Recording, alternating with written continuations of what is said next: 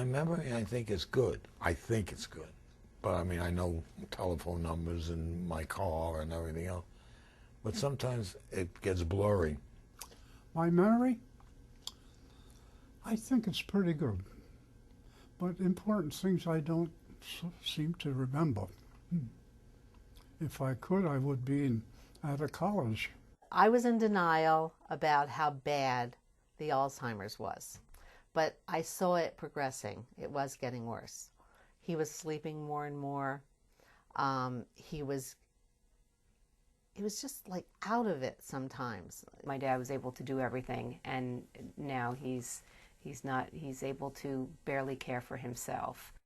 William and Harvey are just two of the 5.3 million people in the United States living with Alzheimer's disease, according to the Alzheimer's Association, and a new case is diagnosed every 70 seconds.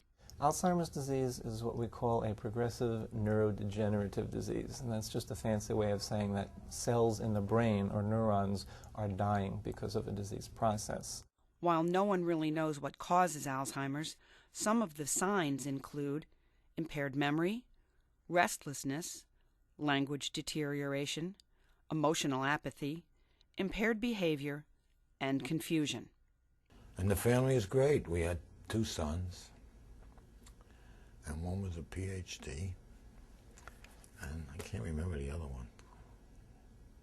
My father, he used to own a gin mill. Then he went into the butcher shop business, and he also delivered beer and soda around town and people working for him. It was an interesting life. He made it interesting, so did my mother. And they're still both around, too, and I'm 92 years old. How about that?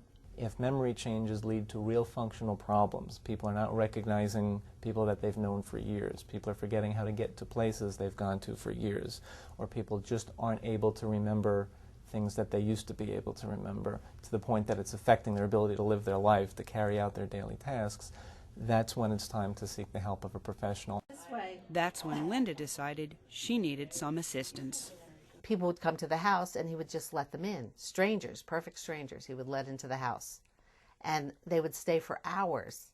And I would worry that they'd be walking around my house, checking it out for later, or possibly taking things, or I didn't know he was signing contracts for services that we didn't need.